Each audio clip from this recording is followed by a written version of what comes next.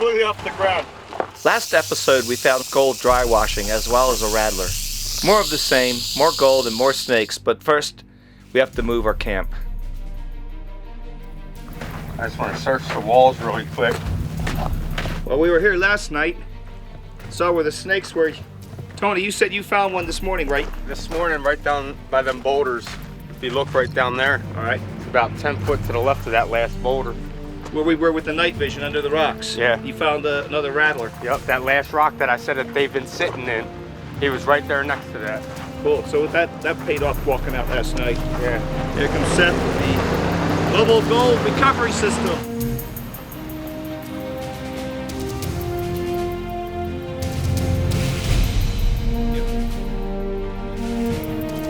Pretty good, huh? Yep, everything's moved, everything's good. Got a new camp. Yep. Higher ground, you got shade. Yes, nice, huh? This is actually an upgrade right here. Tony's thinking of staying instead of going up to Dolan Springs, so. Here's nice shade I got here for canning. Right, I think this is much better. So Got my tree right here. I can hang stuff from it, Christmas ornaments. You gonna be here for Christmas? Sure, I'll be here for 1 year. Just a mining claim. This is for mineral rights.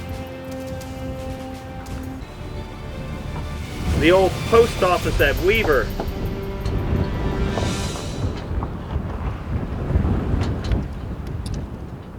There are many theories and facts on where the gold is and isn't, and one fact is that gold can be found where gold was found before.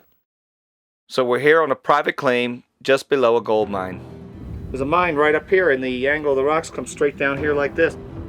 Right now Seth and Tony are looking for the claim markers, making sure we're on the claim, and we're going to move our operation to the first spot where the quartz vein was at first. We got more gold out of the quartz vein than the second test spot, so we're going to go back to the quartz vein but maybe move over a little bit. We're kind of right on the line between two claims, so we're just making sure we're on the right claim. So they're down there checking out right now and drawing some lines. As you can see also above my shoulder there's an old mine, and where there used to be a huge quartz vein in, and thinking that some of that debris is washed down into the valley here. So that's what we're going to be digging up today. There's a southwest claim marker. So this claim marker here. Got this whole area. And this up here is Rich Hill, so we're on the back side of it, on the east side of it. Yesterday we did 2 different tests, and the first test we did is when we got, our good, nice pan of pickers and stuff.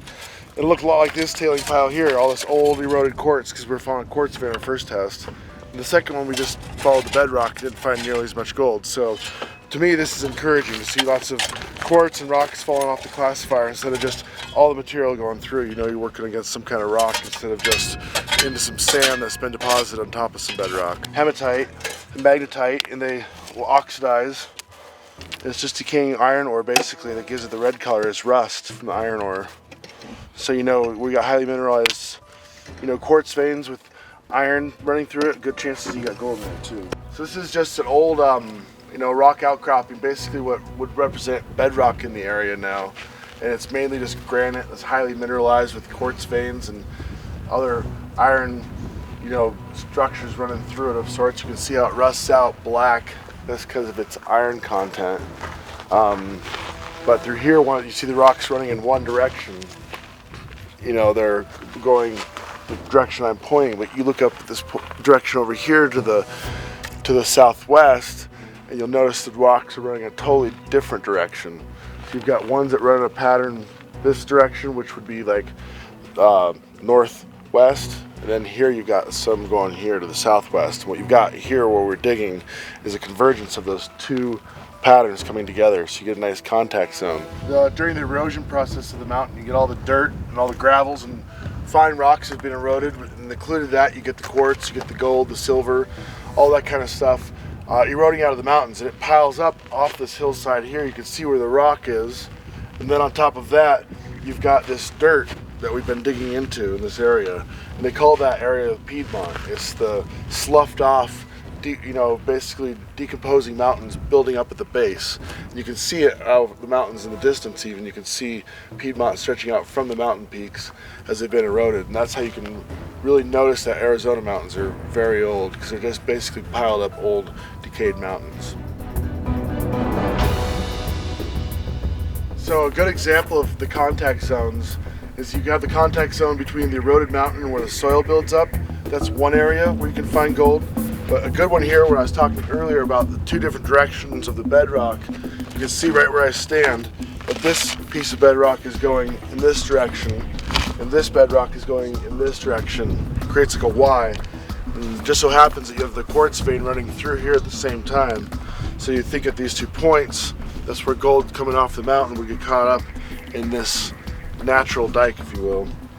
And so that's what we're digging out and throwing it through the dry washer. It's a perfect trap, right? I mean, it's perfect. Yeah, you would think about it, and then it's got also a gold vein or a quartz vein eroding into the trap itself. So there's our quartz vein. We can see that coming down, and you can see where the V is, right? Yeah, you can see it come down here. You got this direction of bedrock here, and then over here is over here my foot is, and you can see here's a line in it right here.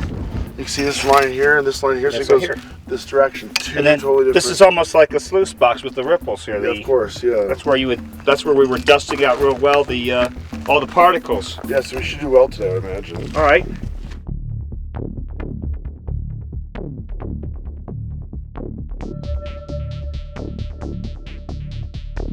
So this is test hole number 3. Yeah. See how that does.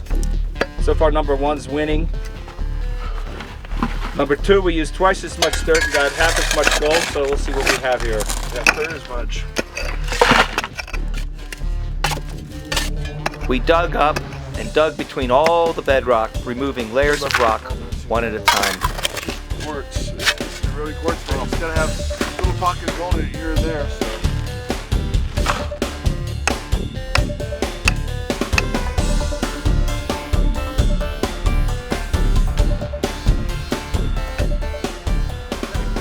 But we're gonna have to break some of this stuff up and goes down pretty quick. pan it.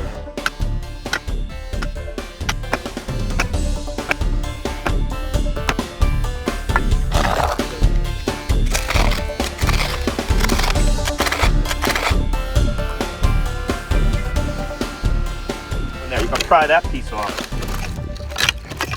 Oh, that's excellent.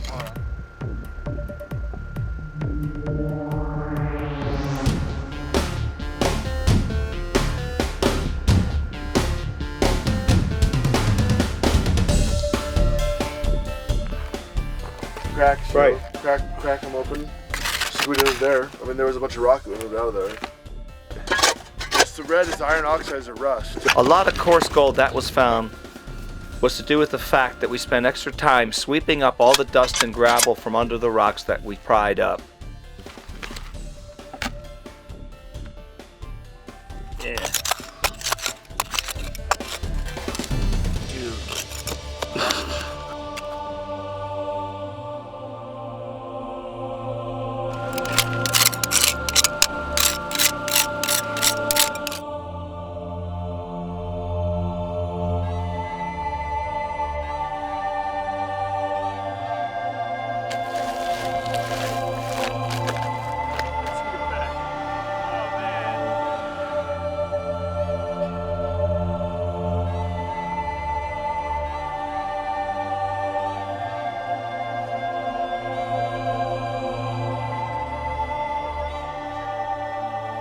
Yeah, we moved those big rocks out of the way. That running through that big rock, and right. We got those rocks over there. So where he was standing, there were boulders. But then we've gotten down into the crack there, and that's where you find the gold. There better be at least 4 ounces of gold in that damn thing. Might even have ourselves a nugget.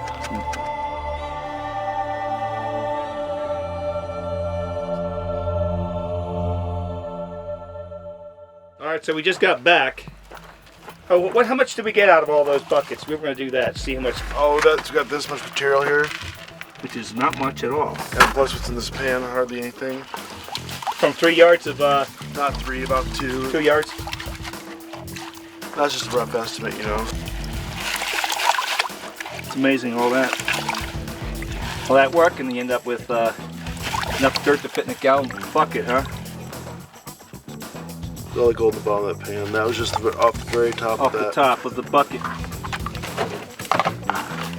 Do like a clean water? Gold. Yeah.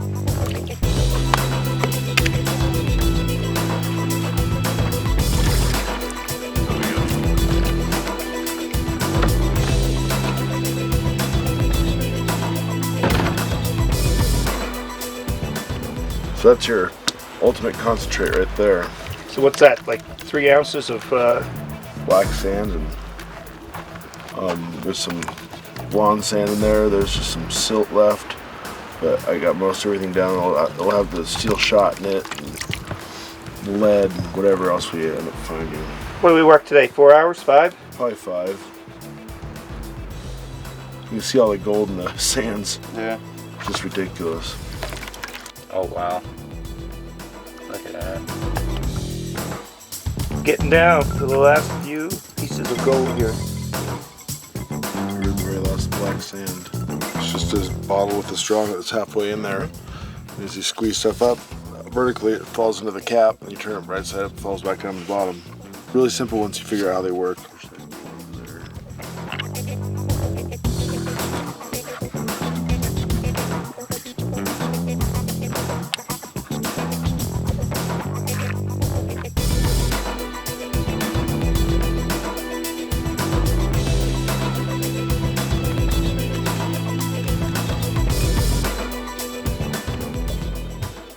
Putting it in the vial, huh? Yep, last step. And I'll go fill it up. Yep. We're gonna fill it up with clean water? This is where I pull the Jack Hoffman right here. Gonna go do the final cleanup here by myself. All right. They switches them out. They got it all in there. That's pretty nice. Says you can't find gold. We got here. Vial of gold. How much gold's in there? You think? Oh, around 2 grams maybe. 2 grams of gold. Well, we were hoping for more, but it is what it is. 3 to 4 grams of gold worth around $200 at the time of filming. Okay, that's it for gold now. Let's finish catching snakes and reptiles before our final tally. This is TJ Gadget Man. Happy hunting.